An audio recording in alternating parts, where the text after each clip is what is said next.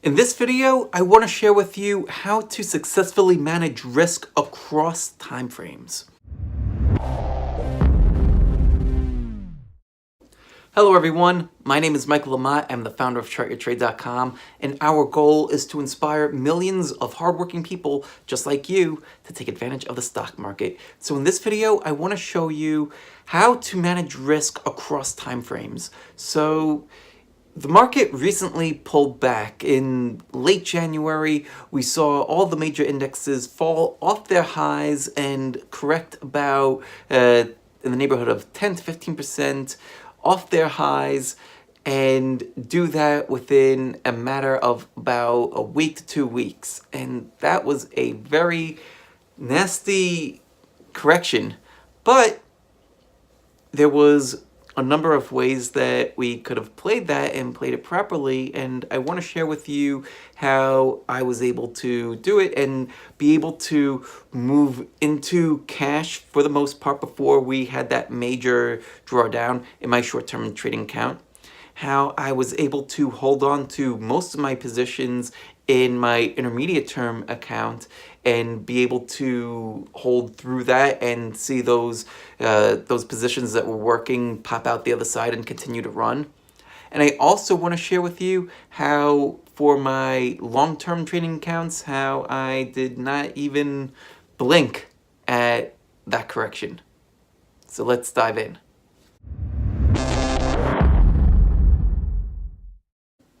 So there's one point that's universal to every time frame that has helped me outperform and has helped me make the right decisions for the right accounts. And that is to manage the individual positions after I buy them. So what does that mean? That means that if I buy a stock and the market is in one condition and I end up buying it because the market's in an uptrend and this stock is breaking out of whatever base pattern it's in, then I am managing, once I'm in that position, I'm managing that position based on itself. I'm not really concerned about the market. I'm more concerned about that individual position. So if it's outperforming the market, so if the market starts to roll over and that position is holding up, then I'm going to be still in that position. I'm not just going to sell that position because we're seeing weakness in the regular market. I may tighten up some of my stops, but I'm not going to just blow out of a position because of a change in the overall health of the market. I'm going to let the individual positions decide, should I be in, should I be out? And then the next part of this is managing each of those positions for the time frame that they're intended to be traded on. So if I bought a stock and I'm intending for that stock to be a swing trade, then I will follow swing trade rules and signals.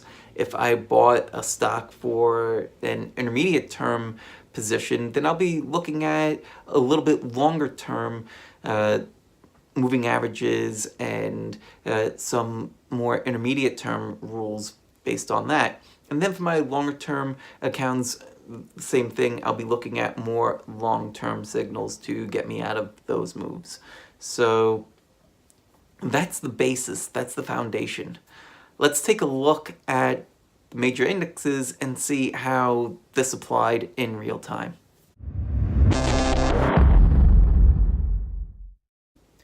So here's a chart of the S&P 500. We're looking at a daily chart, so each one of these bars signifies that it's a day. And you could see, if we zoom out a bit, you could see how the S&P 500 was moving along in this uptrend, and it started to get accelerated at this point. And so when you're way up here, this is the end of January, you could see how pretty much on any time frame that you're looking at, you're starting to get extended. So if we switch this to a weekly chart, you can see how it's accelerating. On a monthly chart, you can see how it was beginning to accelerate there and have this parabolic move. So really across the board, you're having this extension, right? So the question then becomes, well, what do we do with it?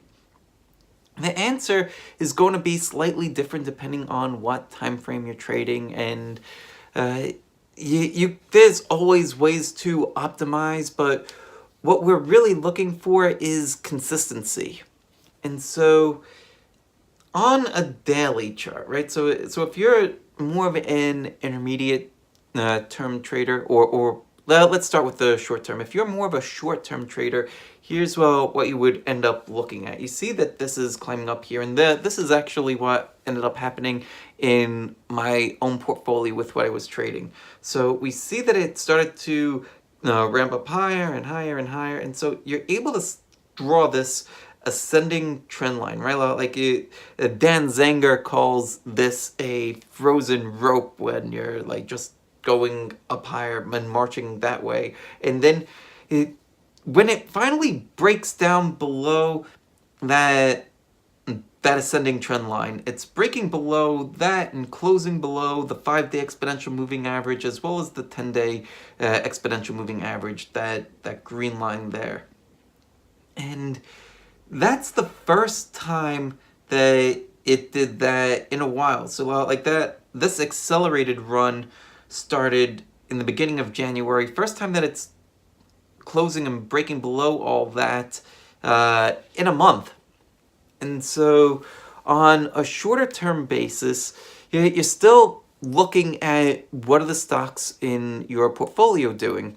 And for me, in my shorter term trades, a lot of them were, I didn't have that big of a cushion in them, and a lot of them were starting to give me sell signals as like, okay, if things are reversing, things are starting to close below shorter term moving averages, things are giving a variety of sell signals. So on a break below this, there was plenty of reasons to exit, not because of what was happening on the S&P 500, but because those shorter term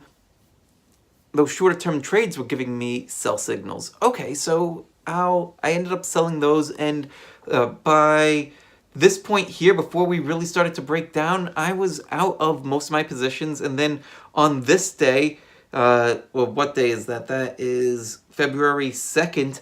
I was out of all my other trades, and I was in cash in that short-term account.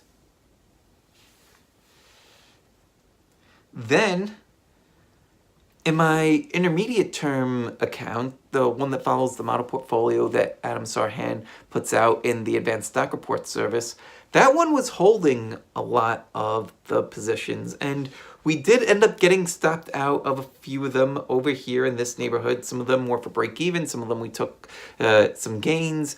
A couple of them we end up having some small losses, but then there's a few of them, stocks like Adobe, stocks like Caterpillar, stocks like Intuitive Surgical, that we've been holding for a very long time, that just continue to move up. In fact, let's take a look at Adobe over this time period. And it's not triggering any kind of a long-term sell signal. So over here, during that time period, it runs down to test the 50-day moving average, and that's it. It didn't have this kind of a ferocious move like the S&P 500 had. Looking at Caterpillar. Caterpillar was testing the 100-day, and we nearly got stopped out of it on this one, but we're still holding on to Caterpillar at this point. Another one is Intuitive Surgical, ISRG. And you can see that one too, getting support at the 100-day moving average. A little bit more of a controlled pullback versus what we saw again on the S&P 500. So shaken out of some, held on to others, and because we're looking at these positions on an intermediate term basis, we're able to be comfortable and understand that, yes, part of the game is allowing these pullbacks to happen. And part of having these much bigger moves means that you have to sit through some nasty stuff. On a much longer term basis, on a monthly basis, let's pull up the monthly chart. Let's take that out, then switch over to the monthly and switch this over to a 12-month moving average. You could see over here that the S&P 500 did have a nasty correction in February, but it ran down to that 12-month moving average and bounced right off of it. And in fact, it closed in the upper half of its range. And that right there, and doing that on super heavy volume on this monthly chart, is a sign of strong accumulation. So for those retirement accounts, those 401ks, those 403bs, whatever those retirement accounts are, this is still a bullish sign, and we are still in a very strong uptrend. So things need to be managed on the time frames that they are on. If you're looking at your retirement accounts, you're looking at the much longer term, and looking at this, I didn't blink an eye, and I'm still fully invested in my 403b, and so because of that, the fund is buying all throughout all this, and it's growing because of that. Well, one of the things that I think that Tony Robbins mentions, or at least he said in an interview that he did on an episode of Gary Vee, was that if you missed, I think it was like any of the 5 best trading days of the year over an extended period of time, like 10 years, like any 10-year period, you missed out on such tremendous upside. What he's talking about is these retirement accounts, right? So like if you got shaken out down here at the bottom and you missed your retirement account getting back in and going and having this kind of a move, then you're out of luck, right? But if you are an intermediate term trader, or if you are a shorter term trader, then it makes all the sense in the world for you to get out of most of your stuff up here, if that's what your stocks are telling you, and then either begin to short if you are extremely astute and on the ball, or you could sit in cash and wait for new opportunities to arise. And there's so many ways to tackle and be successful in the market. There's also a lot of ways to hit a wall and fail. One of the ways to stay successful in the market is to manage your stocks and manage your portfolio on the time frame that it's intended to be traded. So stick with short term if you're a shorter term trader, stick with intermediate term if you're an intermediate term trader, and stick with the long term if you are a longer term investor. I know that that's a pretty simple and straightforward concept, but it's doing the simple and the basic things extremely well that allow us to be successful in the market. And I think that as we gain more and more knowledge of markets and of different strategies, that it's real easy to overcomplicate things. At least that was my experience for a very long time. And as I started to simplify things and still learning a lot of different things, but creating different buckets for different strategies, that's something that allowed me to continue to learn and keep things simple in this bucket, and in that bucket. So I hope that you found this helpful. If you did, give me a thumbs up. Let me know that you liked it. Leave a comment down below. Let me know what you got out of this. Let me know if you have any questions or if you have any thoughts about any of this yourself. And also make sure that you subscribe to the channel so that way you get every single update. Thanks again for watching, and I'll see you again in the next video. Take care and have a great day.